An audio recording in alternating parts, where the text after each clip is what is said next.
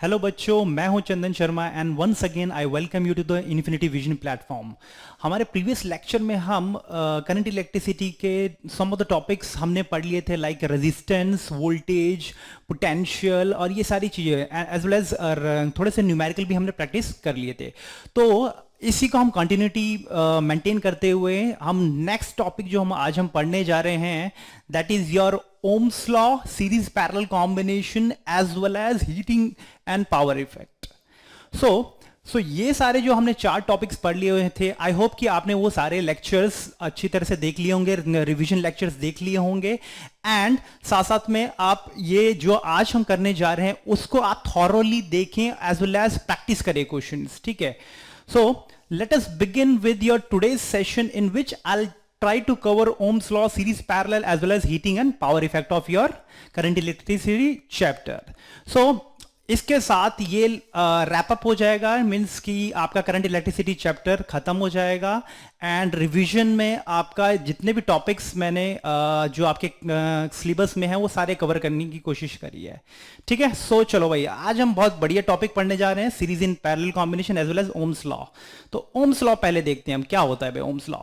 So as you can see in the circuit में आप देख सकते हैं किसी भी रेजिस्टेंस के अक्रॉस हम कितना पोटेंशियल होता है वो हम मेजर करते हैं through Ohm's law. So Ohm's law states that the potential drop across any resistor is directly proportional to the current flowing in it, ठीक है। तो अगर मान लो एक रेजिस्टेंस को सर्किट के साथ आपने सीरीज में जोड़ दिया है, ठीक है, तो इसमें से करंट फ्लो होगा एंड रेजिस्टेंस पे जितना करंट होता है वो पोटेंशियल इसके डायरेक्टली प्रोपोर्शनल होता है। तो जितना ज्यादा पोटेंशियल इस पे क्रिएट होगा उतना ही ज्यादा करंट इसमें फ्लो होगा, ठीक है। So potential is directly proportional to current, ठीक है।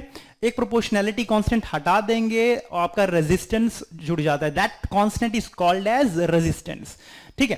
तो प्रोपोर्शनैलिटी कांस्टेंट हटाने पे जो रेजिस्टेंस जुड़ता है, और रेजिस्टेंस के बारे में किसी भी वायर का ऑलरेडी हम कर चुके हैं, या किसी भी इलेक्ट्रिकल इक्विपमेंट्स का कुछ रेजिस्टेंस होता है, like your beat your bulb, ठीक है, बल्ब जलता है वह उसका भी कुछ रेजिस्टेंस होगा, फैन जल रहा है फैन का भी कुछ रेजिस्टेंस होगा।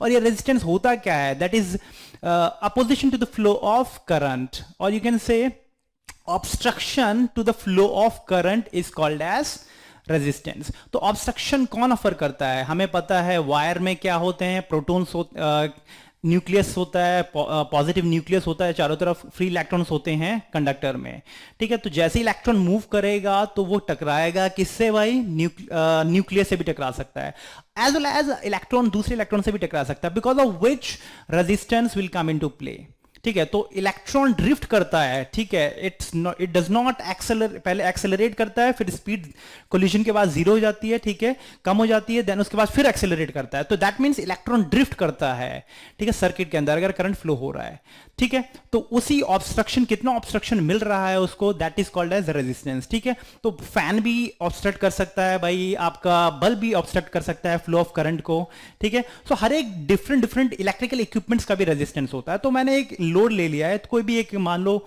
बल्ब ले लो, बल्ब का रेजिस्टेंस कैपिटल आ रहा है, इस पे करंट कितना फ्लो कर रहा है, आई, ठीक है, current is flowing as I, ठीक है, इसका रेजिस्टेंस कितना है, आर। तो हमें ओम्स लॉ कहता है potential is directly proportional to I, ठीक है, देन एक रेजिस्टेंस जुड़ जाएगा, दैट इज एक कांस्टेंट जुड़ जाएगा रेजिस्टेंस, ठीक है, and this resistance is specific for each electrical equipments. और अगर मैं वायर की बात करूं, कंडक्टर की बात करूं, तो रेजिस्टेंस की वैल्यू इंक्रीज कर देगा टेम्परेचर बढ़ाने पे। सो दैट्स व्हाई एक आपको ये ओम्स लॉ तभी वैलिड है जब एक कंडीशन लेनी पड़ेगी आपको कि temperature should remain constant provided the physical conditions and the temperature remains constant. मतलब आसपास में प्रेशर नहीं इंक्रीज हो जाए, ठीक है, और टेम्परेचर इंक्रीज नहीं होना चाहिए, क्योंकि टेम्परेचर इंक्रीज कर दोगे तो रेजिस्टेंस बढ़ जाता है, ठीक है, इलेक्ट्रिकल इक्विपमेंट्स या आप कंडक्टर का रेजिस्टेंस बढ़ जाता है। सो दैट्स व्हाई टेम्परेचर को कांस्टेंट रखेंगे, ठीक है। तो वो ये इसका ग्राफ कुछ इस टाइप से आएगा, V is directly proportional to I। तो एक ग्राफ, अगर ये ओम्स लॉ कोई भी मटेरियल जो जिसका पोटेंशियल डायरेक्टली प्रोपोर्शनल होता है I के, तो you will get a linear graph, ठीक है। हम ग्राफ के बारे में भी आएंगे, पहले इसके बारे में फॉर्मूला आपको याद रखना चाहिए कि किसी भी रेजिस्टेंस पे उसका potential is equal to I into R के बराबर होता है, ठीक है, and I is equal to V by R के बराबर होता है। तो ये सारे टर्म्स आपको भाई न्यूमेरिकल में हेल्प करेंगे करने में, ठीक है। तो जैसे आप न्यूमेरिकल करेंगे उसमें V equal to I R लगाएंगे, I is equal to V by R put कर देंगे आसानी से, ठीक है, एंड न्यूमेरिकल प्रैक्टिस आसानी से आप कर सकते हैं, ठीक है। So let us begin with your graph portions in which we know that VI graph of an ohmic material is a straight line passing through the origin. An example of the ohmic material, that the material which follows Ohm's law, जहां पे potential directly proportional होता है current के, ठीक है। तो potential is directly proportional to the current, तो उसका ग्राफ कितना होगा, लीनियर होगा, स्ट्रेट लाइन होगा, ठीक है। It would be linear and straight line. So as you can see ये लीनियर है और स्ट्रेट लाइन है। तो जो भी जिनका भी ग्राफ लीनियर और स्ट्रेट लाइन होता है, so those material are called as ohmic material, है ना। और ओम्बिक मटेरियल के एग्जांपल्स हो गए मैंगनीन, ठीक है, मैंगनीन हो गया, और जितने भी मोस्ट ऑफ द मेटल्स, ठीक है, are also obeys Ohm's law, ठीक है। कौन से जो ओम्स लॉ ओबे नहीं करते उनको हम नॉन ओम्बिक मटेरियल कहते हैं। उनका VI graph non ohmic material का स्ट्रेट लाइन नहीं होता, ठीक है। The material is the VI graph is not straight line, it is curve, non linear and straight line not passing through the origin, okay. इसका example देख लो, junction diode and electrolyte. Again junction diode भी एक electrical components है, ठीक है, PN junction, ठीक है, जो आप हाई क्लासेस में भी पढ़ेंगे सेमीकंडक्टर्स में, पीएन जंक्शन, उसका कुछ ग्राफ, कुछ करंट एंड वोल्टेज का ग्राफ स्ट्रेट लाइन नहीं होता है, ठीक है। As you can see it is curve, कुछ इस टाइप से जाता है, ठीक है। Different diodes can be used as switch on and off in the circuit. PCB में देखा होगा आपने, एक ब्लैक कलर का, ठीक है, बटन टाइप का होता है, ठीक है, क्या नाम है आपका, डायोड्स, ठीक है। तो उसका भी diode can be used as switch on and off, ठीक है, ये स्विच की तरह बिहेव करता है प्रिंटेड सर्किट बोर्ड्स में इलेक्ट्रिकल कंपोनेंट्स में, ठीक है। सो आई होप कि ओम्स लॉ क्लियर हो गया होगा, आपको ओम्स लॉ के ग्राफ क्लियर हो गया होगा। यहां मैं एक चीज और बता दूं, ठीक है, क्योंकि V is equal to I R के होता है, resistance equal to V by I होगा। So the slope of VI graph will give you resistance, है ना।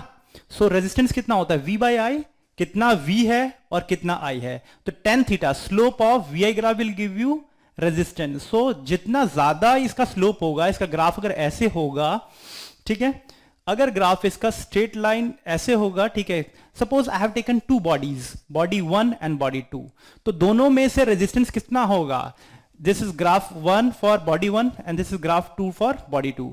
सो इस वाले का ग्राफ ऊपर है, इसका स्लोप ज्यादा है, सो दैट मीन्स इसका रेजिस्टेंस भी ज्यादा होगा। सो ऐसे ही आप आईवी ग्राफ भी निकाल सकते हैं। आईवी ग्राफ में जिसका स्लोप ज्यादा होगा उसका रेजिस्टेंस कम होगा, ठीक है, because this is VI graph, ठीक है। सो लाइकवाइज आप स्लोप से आप रेजिस्टेंस भी निकाल सकते हैं ओम्बिक मटेरियल का, ठीक है। सो अब हम बहुत इंपॉर्टेंट टॉपिक पढ़ने जा रहे हैं, that is series and parallel combination of resistors, ठीक है, क्योंकि आप बहुत most of the time series and parallel में कंफ्यूज रहते हैं, ठीक है, और कि हम सीरीज में करना क्या है सर, पैरेलल में करना क्या है सर, ठीक है, रेजिस्टेंस में कैसे हम इसको यूज करते हैं, तो वो चीज हम आज आपको रिवीजन करवाने वाले, क्विक रिवीजन करवाने वाले हैं, ठीक है। As you can see this circuit diagram, आप सर्किट डायग्राम देख सकते हैं, इसमें 4 resistors are in series. So why they are in series? Because the current through each resistors are equal.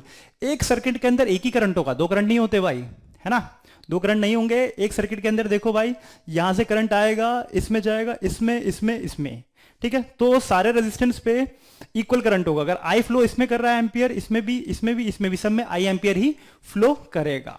तो आप एक ऐसा रेजिस्टर लेंगे, ठीक है, सीरीज कॉम्बिनेशन में रेजिस्टेंस का जितने भी रेजिस्टर्स लिए हैं आपने, उसको आप एड अप कर देंगे, ठीक है। So the equivalent resistance would be equivalent to R1 plus R2 plus R3 and R4, ठीक है। तो एक ऐसा रेजिस्टेंस, इक्विवेलेंट रेजिस्टेंस होता क्या है, एक ऐसा रेजिस्टेंस जो कि इन सबको रिप्लेस कर ले, ठीक है, इन सबको क्या कर ले, रिप्लेस कर ले, तो जो इफेक्ट देगा वो सेम होगा जब ये चारों को इकट्ठे यूज कर लोगे। सो दैट मीन्स कि एक ऐसा रेजिस्टेंस जहां पे अगर मैं इसको सबको ऐड करके जो रेजिस्टेंस निकालता हूं, उसका इफेक्ट वही होगा इस सर्किट के अंदर, सो दैट कि ये जो करंट यहां से ड्रॉ कर रहा है बैटरी से सेम ही हो। ठीक है, अभी जितना हो रहा है उतना, अगर आप आर इक्विवेलेंट रेजिस्टेंस ले लोगे, यहां पे सर्किट में एक रेजिस्टेंस लगा दोगे, ठीक है, तो उसका भी, उसमें से भी ये बैटरी सेम करंट ड्रॉ करेगा, आई एम्पेयर ही ड्रॉ करेगा। ठीक है, सो आई करंट कितना होगा भाई इस सर्किट के अंदर, so current supplied by the battery कितना होगा, I is equal to V by R होता है। तो यहां पे वी बैटरी के क्रॉस वी तो ये रहा, ठीक है, वी, ठीक है, पोटेंशियल ये रहा V, I is equal to V by R. यहां पे आर क्या लोगे, बैटरी के क्रॉस इक्विवेलेंट रेजिस्टेंस लेना पड़ेगा आपको, क्योंकि इन सबका कॉम्बिनेशन आर इक्विवेलेंट के बराबर होता है। ठीक है, तो सबका इक्विवेलेंट लोगे, तो I is equal to V by R equivalent लेना पड़ेगा आपको इन सीरीज कॉम्बिनेशन। एक चीज यहां पे और बता दूं मैं, सीरीज कॉम्बिनेशंस में हर एक पे, इस पे जो पोटेंशियल होगा V1 ड्रॉप, इस पे V2 V3 and V4 so on, तो हर एक रेजिस्टेंस पे जो पोटेंशियल ड्रॉप होता है सबका ड्रॉप मिला के potential drop of the circuit के, potential drop of the battery के बराबर होता है। सो दैट मीन्स कि यहां पे V1 is would be equal to IR1, V2 would be equal to IR2, V3 IR3, V4 I into R4 के बराबर हो जाएगा। तो ओम्स लॉ का यूज कर लिया भाई हमने, है ना, तो ओम्स लॉ का यूज कर लिया, और V1 V2 V3 V4 किसके बराबर होगा, V के बराबर, ये सीरीज में होता है ना। तो आई होप ने आपने सीरीज कॉम्बिनेशन अच्छी तरह से कर लिया। अब हम पैरेलल पे आ जाते हैं। देखो भाई,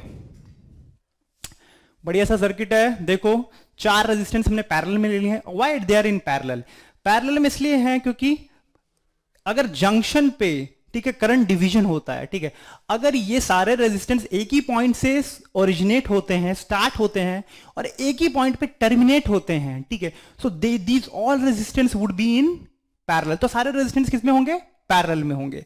तो एक ऐसा रेजिस्टेंस, आर इक्विवेलेंट रेजिस्टेंस, जो इन सबको रिप्लेस कर ले, ताकि इसमें, इस सर्किट में करंट सेम आई फ्लो हो, वो इक्विवेलेंट होता है, R equivalent would be equivalent to 1 upon, okay, so equivalent would be equivalent to 1 upon R1, ठीक है, plus 1 upon R2 plus 1 upon R3 plus 1 upon R4।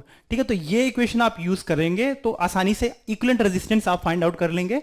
Equivalent resistance है 4 resistances, ठीक है। सो इसको आप इस फॉर्म में भी लिख सकते हैं, this can go over there, you can easily write it as 1 upon R equivalent would be equivalent to 1 upon R1 plus 1 upon R2 plus 1 upon R3 plus 1 upon R4 and so on. कि अगर 4 resistance है तो सारे 4 लगाएंगे, ठीक है, 2 resistance है तो 1 upon R1 plus 1 upon R2, ठीक है। सो अगेन, अगर 2 रेजिस्टेंसेस हैं तो इक्विवेलेंट रेजिस्टेंस कितना होगा, if R1 and R2 are in parallel, तो equivalent resistance would be equivalent to 1 upon R equivalent is equal to 1 upon R1 plus 1 upon R2, ठीक है। इसी को फर्दर सॉल्व करेंगे तो R इक्विवेलेंट आता है R1 R2 divided by R1 plus R2। ये भी आप शॉर्टकट याद रखेंगे, ओके। चलो भाई, अब ये चीज हो गया। अब हम न्यूमेरिकल प्रैक्टिस करते हैं। देखो एक सर्किट डायग्राम देखो, from the given circuit shown find out the current supplied by cell. एक आपका सर्किट गिवन है, देखो R1 R2 R3 and R4 4 resistances हैं, ठीक है। तो ये दोनों तो भाई पैरेलल में है, देखते ही समझ में आ रहा होगा, एक ही पॉइंट से ओरिजिनेट कर रहे हैं और एक ही पॉइंट पे टर्मिनेट कर रहे हैं, तो these two would be in parallel. अब इसका जो पैरेलल कॉम्बिनेशन है, ठीक है, वो इन दोनों के साथ सीरीज में होगा, है ना। तो आपको निकालना है कि कितना बैटरी सप्लाई करेगा करंट इस सर्किट के अंदर, है ना। तो कितना करेगा, तो सबसे पहले आपको क्या पता होना चाहिए कि R2 and R3 are in parallel. R2 R3 parallel में है, तो पैरेलल कॉम्बिनेशन को, तो इन दोनों का पैरेलल कॉम्बिनेशन हम निकालेंगे 1 upon R parallel R23 is equal to 1 upon R1 plus 1 upon R2 plus 1 upon R3, ठीक है। ये डायरेक्ट यूज करो, R2 R3 दोनों का पैरेलल कॉम्बिनेशन कितना होगा, R2 R3 divided by R2 plus R3, ठीक है, शॉर्टकट तरीका। तो जल्दी से हम ये निकालेंगे तो यूल गेट 150 बाय 8 ओम। इन दोनों का पैरेलल कॉम्बिनेशन इतना आया, है ना। तो ये एक रेजिस्टर की तरह बिहेव करेगा ना, जिसका रेजिस्टेंस होगा इतना, ओके। तो एक रेजिस्टेंस ये जो है, जो इतना है, ये इन दोनों के साथ क्या होगा, सीरीज में होगा। So that's why R23 will be in series with R1 and R4। R1 and R4 के साथ ये सीरीज में होगा, ओके। तो तीनों को ऐड कर देंगे आप। सो इक्विवेलेंट रेजिस्टेंस बैटरी के क्रॉस वो कितना होगा, R1 R4 प्लस R23, ठीक है। सो ये तो था इक्विवेलेंट रेजिस्टेंस जो कि आ रहा है, it comes out to be 470/8। देखो जल्दी से, it comes out to be 470/8। Battery के क्रॉस इक्विवेलेंट रेजिस्टेंस इतना है, okay. So current supplied by the battery कितना होगा, V बाय आर इक्विवेलेंट, बताया था पहले, तो V बाय आर इक्विवेलेंट, ठीक। आर इक्विवेलेंट कितना, 470/8, ये ऊपर गया 8/47, you will get the answer. So 8/47 is the current supplied bye battery. I hope ये चीज क्लियर हो गई होगी। मोस्ट ऑफ द टाइम आप क्या गलती कर देते हैं, समझ में नहीं आता पैरेलल कौन सा है, सीरीज कौन सा है, ठीक है। तो आप हमेशा याद रखेंगे कि पैरेलल वो वाले होंगे जो एक ही पॉइंट से ओरिजिनेट होते हैं, एक ही पॉइंट पे टर्मिनेट होते हैं, ओके। आई होप ये चीज क्लियर है। एंड बाकी ये वाले जो पैरेलल कॉम्बिनेशन है, these two would be in series with these two, this would be in series with these two, okay. So चलो भाई, अब ये चीज तो क्लियर हो गई। Now comes to your next topic, that is power. और पावर से बहुत सारे न्यूमेरिकल भी आते हैं आपके, मोस्टली आपके वो न्यूमेरिकल आते हैं इलेक्ट्रिकल वाले। सो जहां पे आपको हाउस होल्ड इक्विपमेंट्स का कितना एनर्जी कंज्यूम्ड है वो निकालना होता है। सो देखो हमने पावर क्या पढ़ा है, हमने पावर उसमें भी पढ़ा था ना, वर्क एनर्जी चैप्टर में भी पढ़ा है, ठीक है। So this is electrical power, confuse मत हो जाना वो उससे, ठीक है। बट दोनों का फंक्शनैलिटी दोनों का सेम है एंड इसका फॉर्मूला भी दोनों का सेम है। यहाँ पे इलेक्ट्रिकल एनर्जी कंज्यूम्ड होता है, वहां पे different form of mechanical energy, potential energy के फॉर्म में होता है, ठीक है। So what would be the power, power is nothing but rate at which work is being done by electrical equipment, or it is also the rate of doing electrical work per unit time, work done per unit time। मतलब एक bulb ले लिया मैंने, ठीक है, suppose bulb ले लिया, तो कितना वर्क डन करेगा वो हर एक सेकंड में, या वर्क डन क्या होता है, इलेक्ट्रिकल एनर्जी कंज्यूम्ड। मतलब बल्ब क्या करता है भाई, इलेक्ट्रिकल एनर्जी को किस में कन्वर्ट करेगा, लाइट में, कुछ फॉर्म ऑफ द हीट में भी कन्वर्जन हो जाता है, लॉस हो जाता है हीट में भी। सो बल्ब का काम है इलेक्ट्रिकल एनर्जी को किस में कन्वर्ट करना, लाइट एनर्जी में, ठीक है। सो लाइट एनर्जी में कन्वर्ट कर देगा वो। हीटर का क्या काम है, इलेक्ट्रिकल एनर्जी को हीट एनर्जी में कन्वर्ट करना, ओके। सो जैसे कि आजकल we make use of heater, तो हीटर में होता क्या है, मान लो हीटर में होता क्या है कि हर एक सेकंड में वो कुछ इलेक्ट्रिकल एनर्जी को हीट में कन्वर्ट कर देता है, ओके। सो और इसका ऐसा यूनिट कितना होता है, watt. So you can easily write it as 10 watt, 1 kilo watt, kilo कितना होता है, 1000 वॉट के बराबर, okay. So power is work done per unit time, और you can say electrical energy consumed per unit time, okay. So it would be equal to electrical energy consumed per unit time. Work done का मतलब ही हुआ कि कितना work done करेगा electrical equipment. सो electrical energy को अपने यूजफुल में कन्वर्जन करना, यूजफुल वर्क डन में कन्वर्ट कर देना, ठीक है। So it is nothing but electrical energy consumed, ठीक है। बल्ब में या हीटर में क्या हो जाएगा, हीट प्रोड्यूस्ड, तो heat produced per unit time. आई बात समझे, हीटर में heat produce per unit time, geyser में heat produce per unit time. तो इसको हम ऐसा यूनिट है, इसका वॉट, ठीक है। सो द ऐसा यूनिट इज वॉट। तो what is 1 watt, 1 watt is nothing but 1 joule by 1 second. इसका मतलब if work done is the power is said to be 1 watt if with each second 1 joule of electrical energy is being consumed। हर एक second में 1 joule electrical energy consume हो रहा है। अगर ये bulb होगा तो हर एक सेकंड में 1 जूल इलेक्ट्रिकल एनर्जी को लाइट में कन्वर्ट करेगा। अगर ये हीटर होगा 1 जूल में 1 सेकंड में 1 जूल एनर्जी इलेक्ट्रिकल एनर्जी को हीट में कन्वर्ट करेगा। फैन होगा, फैन है होगा तो 1 सेकंड में 1 जूल ऑफ इलेक्ट्रिकल एनर्जी को मैकेनिकल एनर्जी में कन्वर्ट करेगा, रोटेटिंग, ठीक है, रोटेशन स्पीड में, ठीक है। सो अगर मैं यहां पे इलेक्ट्रिकल एनर्जी की बात करूं, electrical energy would be equal to power multiplied by time.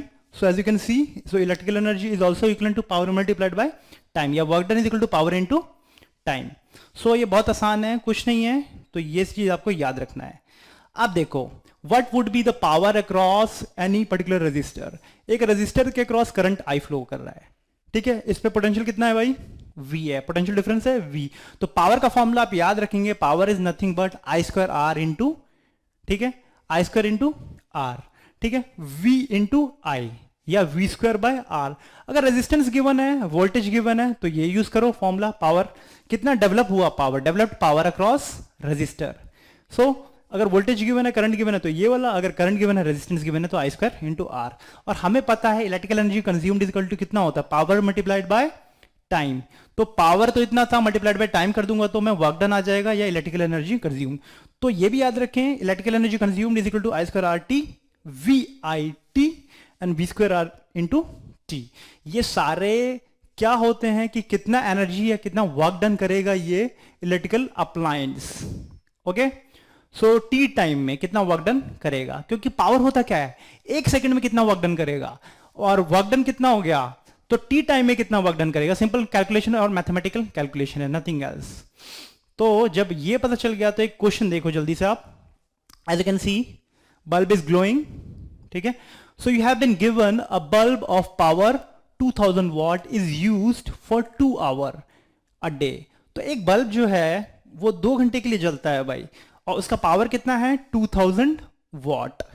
Okay, so you need to find out, calculate the cost of electrical energy consumed. कितना इलेक्ट्रिकल एनर्जी कंज्यूम करेगा for a month of 30 days if the cost per unit is 5 rupees. So ये bulb जो जल रहा है, ठीक है, main supply जो 220 वोल्ट होता है, 50 हर्ट्ज होता है, ठीक है। तो इसका पावर गिवन है 2000 वॉट, मतलब 2 किलो वॉट के बराबर। ओके, क्योंकि 2000 इज किलो, किलो कितना होता है 10⁻³ या 1000 वॉट, ठीक है। So it is 2 kilo watt का है, तो इतना बड़ा तो नहीं होता, इतने पावर का नहीं होता बल्ब, बट फिर भी लेट इट बी कि इसका 2000 वॉट है, हाइपोथेटिकल सिचुएशन है। ओके, सो आपको क्या निकालना है कि हर एक दिन में वो कितना घंटे चलता है, 2 घंटे, ठीक है। तो एक महीने में कितना चलेगा, जिसका 30 दिन है, 30 डेज है, it would be equal to 60 hours, है ना। तो these are the data which is given to you. So देखो, electrical energy would be equal to work done into power into time. Power is 2000 watt which is nothing but 2 kilowatt. So time कितना है 2 hours multiplied by 30 which is equal to 60 hours. तो एक महीने में 60 घंटे चलेगा ये बल्ब। ओके, सो आसानी से आप इलेक्ट्रिकल एनर्जी निकाल सकते हैं which is equal to power multiplied by time. Power is 2 kilowatt. Okay, time is 60 hours. तो you'll get it as 20 kilowatt hour. ठीक है, इतना आया। 1 kilowatt hour is the commercial unit of energy. ये भी याद रखना है आपको, किलोवाट आवर किसकी यूनिट है, एनर्जी की, इलेक्ट्रिकल एनर्जी की, ठीक है। तो और 1 किलोवाट आवर को ही क्या कहते हैं हम, 1 किलोवाट आवर को ही एक यूनिट कहते हैं। ओके, अगेन 1 किलोवाट आवर को आप जूल में भी कन्वर्ट कर सकते हैं, क्योंकि kilo is nothing but 10⁻³ what, our is 3600 seconds.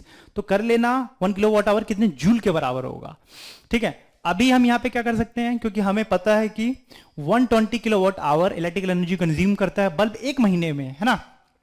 और 1 किलोवाट आवर को एक यूनिट कहते हैं जो आपका घर में यूज होता है। एक यूनिट का कॉस्ट कितना है 3.5 या 5 रुपीज या जो भी है, यहां पे 5 रुपीज गिवन है। तो 120 यूनिट्स कंज्यूम्ड हुआ है, इसका मतलब 120 किलोवाट आवर कंजम्पशन है, एनर्जी कंजम्पशन है। तो कॉस्ट कितना होगा, क्योंकि एक यूनिट का कॉस्ट है वो 5 रुपीज, तो 120 to 5 विल गेट 600 रुपीज। तो एक महीने का इसका कॉस्ट हो जाएगा 600 रुपीज, ठीक है। तो ये इस टाइप के क्वेश्चंस ढेरों आते हैं आपके बोर्ड्स एग्जामिनेशंस में, इवन कॉम्पिटिटिव एग्जामिनेशंस में। तो ये सी चीज आपको आसानी से समझ में आ गई होगी, और आप घर पे जितने भी आपके books you have, you can easily practice it, ठीक है। पावर के क्वेश्चंस आप प्रैक्टिस कर सकते हैं। ओके, सो आई होप कि ये सारी चीजें क्लियर हो गई होंगी आपको। आपका करंट इलेक्ट्रिसिटी का सारा पोर्शन हमने कवर कर लिया, ठीक है। जितने जितने भी आपके मेजर टॉपिक्स थे हमने रिवीजन कर लिए। I hope you like the video. With this I and up today's session. Thank you.